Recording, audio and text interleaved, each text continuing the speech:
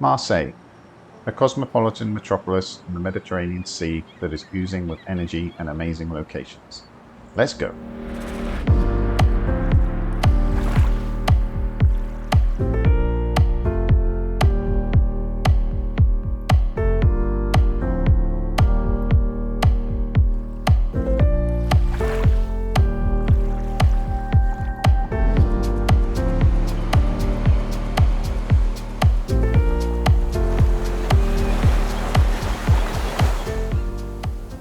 Here's a quick intro to the city before we hit the top 10. Marseille was founded in about 600 BC as an ancient Greek colony named Massalia. Eventually it became part of the Roman Empire until the 5th century AD when it fell to the Visigoths. It was then an independent city-state before uniting with Provence and then becoming a part of France in about 1486. In more recent times the city became a key military port and also a thriving industrial city. And today it is either the second or third largest city in France depending on where you draw the line. The city proper has a population of about 870,000 people, expanding up to about 1.9 million when including the wider metropolitan area. And it is now the capital of the Provence-Alpes-Côte d'Azur region. All of this history means that Marseille has an incredible amount of amazing locations to visit, making it very difficult to choose just 10. So let me know in the comments below if you disagree with any of my picks. Right, let's get to it, folks. Number 1 on our list is the Old Port, which is still the main focal point of Marseille and was originally the key harbour linking France with its North African colonies. These connections remain strong, giving the city a unique cosmopolitan feel. Today the Old Port is a tranquil marina full of yachts and fishing boats. Fishing is still important to the city and there is a daily fish market here.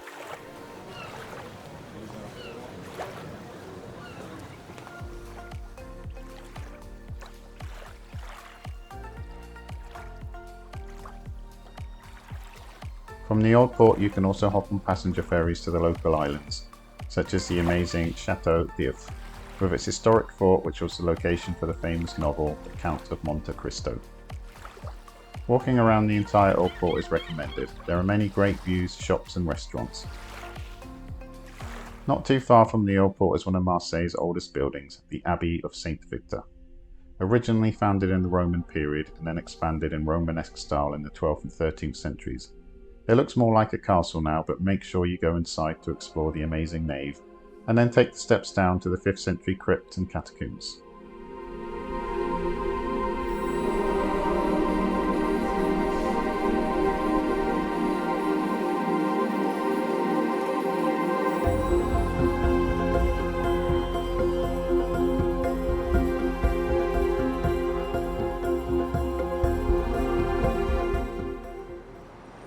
And after having a good look around, you can also take in these amazing views over the Old Port from the terrace outside the church.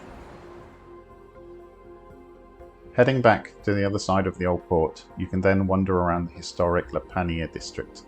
Here you will find narrow step streets with old buildings, many of which are artfully decorated with excellent graffiti. In the centre of the district is the Vieille Charité, which is a former almshouse for the poor, which is now a museum and cultural centre. It was constructed between 1671 and 1749 in the Baroque style and designed by Vieux. The site is dominated by the historic domed chapel, which looks amazing. Surrounding it are 4 ranges of arcaded galleries, many of which contain exhibition spaces. It is an exceedingly pleasant place to explore. The next location is also in the Panier district, and you can't really miss it as it's epically big. The Cathedral of Marseille is a gigantic Romano-Byzantine style church that was constructed in the 19th century. It replaced a more ancient building of which some small parts remain, which you can just about see on the right here, absolutely dwarfed by the monumental new church. The interior with its huge airy nave is a wonder to behold, due to the multicoloured stonework and opulent decorations, so be sure to spend some time exploring this amazing place.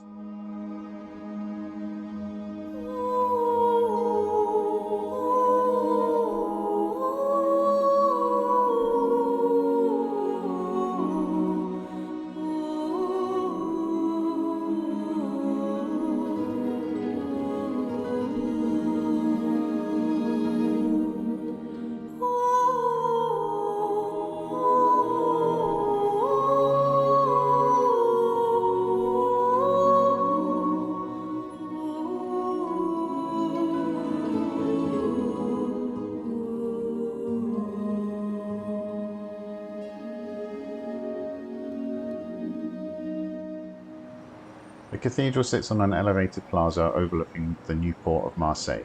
From here you can see the modern car ferries arriving and the buzz of activity as thousands of cars suddenly pour off the boats.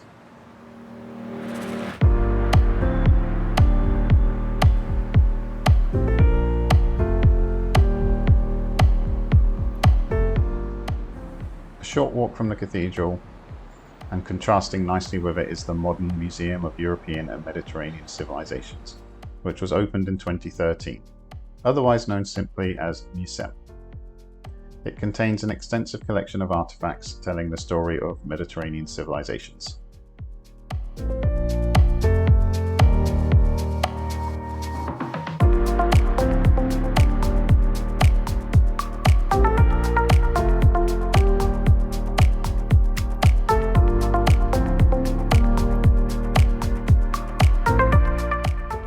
The building is built on reclaimed lands by the sea, and there is a pleasant rooftop cafe.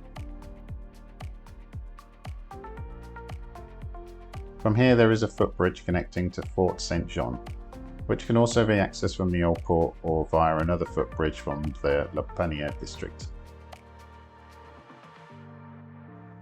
The fort was built to protect the old port and was constructed in about 1660. The complex has stunning views over the harbour as well as pleasant gardens and courtyards to explore.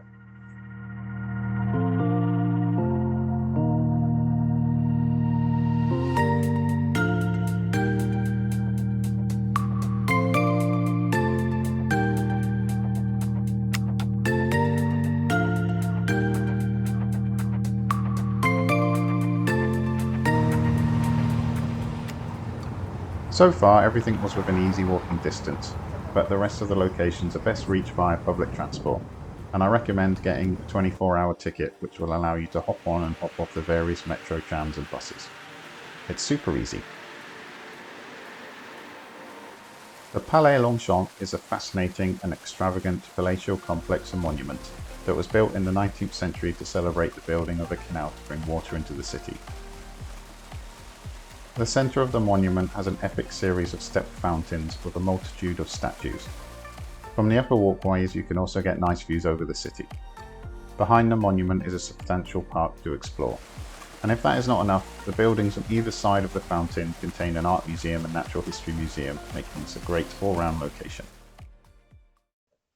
Perhaps the most iconic location in Marseille after the old port is the hilltop Basilique Notre-Dame de la Garde, which translates to Our Lady of the Garde, better known locally as La Bonne Mère. It was built between 1853 and 1897 in a mostly Romano-Byzantine style. It's perched on the highest hill of the city, and the church itself has a high belfry with a gilded statue of Mary on top. It looks really amazing. The interior is extravagantly decorated with mosaics and is really rather stunning, and worth spending a moment or two to sit down and just look at it all.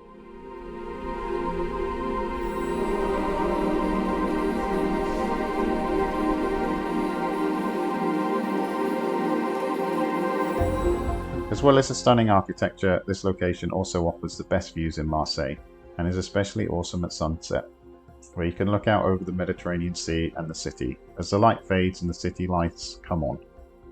Here are some time lapses I recorded while I was up there.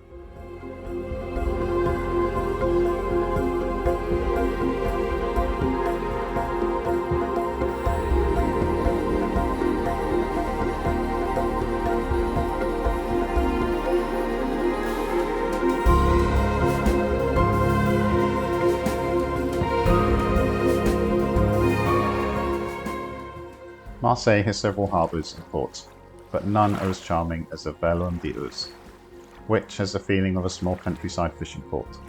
Here you will find a little marina with surrounding restaurants, and it's really a rather pleasant place to go. Crossing over it is a more recent road bridge, which is also the best place to look down and get great views of this location. Once you get down to sea level, you can stroll around the marina and under the bridge to take in some amazing coastal views.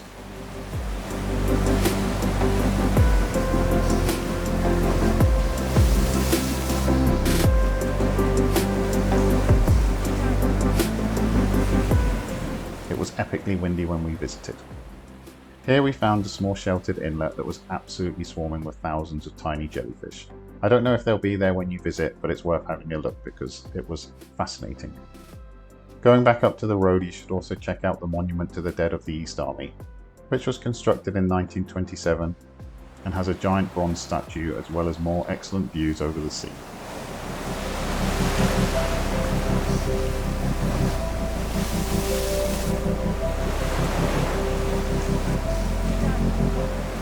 No seaside city would be complete without some really cool beaches. Marseille has several excellent sandy ones to the south of the city, such as the Prado Beach. When we visited it was very windy, but this seemed to create great conditions for windsurfers and kite surfers. But I'm sure on nice days in the summer it's also a pleasant place for a swim.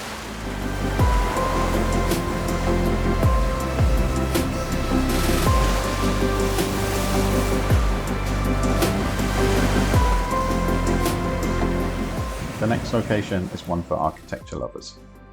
In almost every city in the world you will find large blocky residential buildings full of apartments.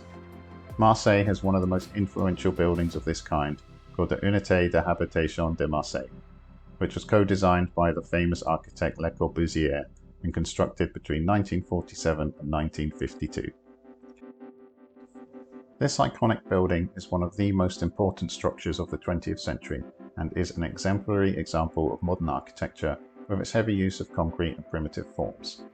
The entire building rests on these gigantic concrete pillars and appears to just float. It's 12 stories high and contains 337 apartments as well as shops, a hotel and a restaurant. It's still in use today but can be visited.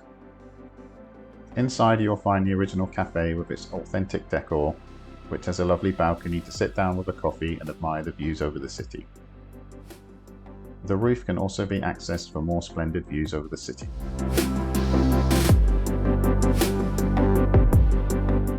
And while you're visiting here, why not have a look at the famous football stadium nearby, which is home to Olympique de Marseille, one of the best football clubs in the world. Just outside the city is a Calanques National Park, which is a splendid nature site made up of mountains and coves jutting out into the Mediterranean Sea. It is crisscrossed by many hiking paths which lead up to high peaks with epic views. There are also many coves and beaches and even tiny fishing ports, all of which are a delight to explore. That's it for my top 10. I hope you enjoyed this brief tour of Marseille. We really enjoyed our trip here and will definitely be back as there is even more to explore. Thanks for watching. Cheerio!